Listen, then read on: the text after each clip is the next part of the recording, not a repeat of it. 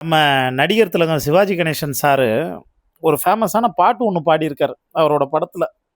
யாரை எங்கே வைப்போம்னு யாருக்கும் தெரியல, அட அண்டங்காக்கைக்கும் குயில்களுக்கும் பேதம் புரியல அப்படின்னு வந்து பாடியிருப்பார்.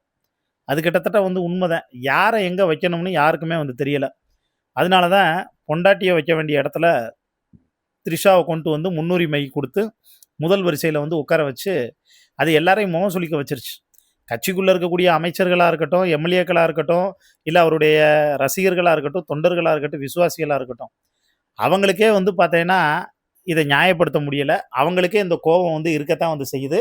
ஆனால் கேள்வி கேட்டால் பதவி போயிடும், சுதந்திரம் போயிடும், அதுக்கப்புறம் நம்மளும் வந்து இருக்க முடியாது, வேற வழி இல்லை, என்ன பண்ணாலும் நம்ம முட்டு கொடுத்து தான் ஆகணும் அப்படிங்கிறதுக்காக முட்டு கொடுக்குறாங்களே ஒழிய யதார்த்தமாக அவங்களுடைய மனசாட்சியை தொட்டு ஓப்பனாக உண்மையை சொல்ல சொன்னால் இது எப்பேற்பட்ட அயோக்கியத்தனங்கிறது அவங்களுக்கே வந்து நல்லா தெரியும்.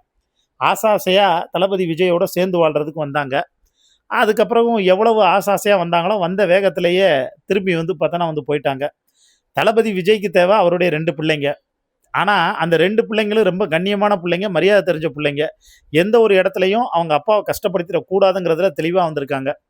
ஆனால் இவங்களை கஷ்டப்படுத்தி பார்க்கணும் அப்படிங்கிற அந்த மனநிலைமையில் மட்டும்தான் தளபதி விஜய் வந்து இருக்கார். அவர் என்னப்பா பண்ணுறாரு, ஏப்பா அவர் மேலே இவ்வளோ விமர்சனங்கள், எது பண்ணாலும் இதுதானப்பா, த்ரிஷா அவங்க ஃப்ரெண்டு தான்ப்பா அப்படின்னு ஒரு கும்பல் வந்து பார்த்தோன்னா சொன்னால் கூட ஃப்ரெண்டாக இருக்கிறது வரைக்கும் வந்து பிரச்சனை இல்லை.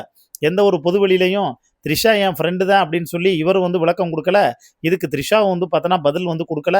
அதே மாதிரி அவங்க கொடுத்த அந்த மனுவில் அவங்க சொல்லியிருந்த இந்த குற்றச்சாட்டே வந்து பார்த்தோன்னா இதுதான் நடிகையோட நெருக்கமான தொடர்பு இருந்ததுன்னு. அதுக்கப்புறம் அந்த கேஸை வந்து அவங்க வந்து வாபஸ் வாங்கிட்டு தான் வந்து சொல்லப்படுது. இது ஒருவேளை ஆசை வார்த்தைகள் வந்து காட்டி நம்ப வச்சு மோசம் பண்ணுறது மாதிரி, இதெல்லாம் இனிமேல் மாற்றிக்கிடுவார், இதெல்லாம் இனிமேல் வந்து பண்ண மாட்டார் அப்படின்னு ஒன்று அன்பால் எமோஷனலாக பிளாக்மெயில் பண்ணி கூட இந்த கேஸை வந்து வாபஸ் வாங்க வந்து வச்சிருக்கலாம் அப்படின்னு ஒரு பக்கம் இப்போ கொந்தளிச்சு போயிருக்காங்க. அதே மாதிரி சங்கீதா இருந்த இடத்துல த்ரிஷா வச்சு எங்களால் வந்து பார்க்க முடியாது, அதை ஏற்றுக்கவும் முடியாது அப்படிங்கிற அந்த ஒரு கடுப்புலையும் கோபத்துலையும் வந்திருக்காங்க. அவரோட சேர்ந்து வாழணும்னு ஆசாசையாக வந்தவங்க இப்போ அதே கண்ணீரோட வந்து பார்த்தோன்னா அவங்க வைராக்கியத்தோட திரும்பி போயிட்டாங்க. போன சங்கீதா இனிமேல் வந்து மறுபடியும் வருவாங்க, சேருவாங்க அப்படிங்கிறதுக்கான வாய்ப்புகள் வந்து இல்லைங்கிறத நிதர்சனமான வந்து உண்மை. அதை பற்றி தான் எல்லாரும் இப்போ பரபரப்பாக வந்து பேசிக்கிட்டு இருக்காங்க.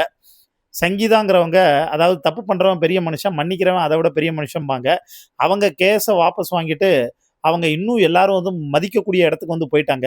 ஆனால் செய்கிற தப்பை திரும்ப திரும்ப செஞ்சு இன்னும் தளபதி அவர் மேலே இருக்கக்கூடிய மரியாதை கீழே இறங்குறது மாதிரி வந்து போக ஆரம்பிச்சிட்டாரு.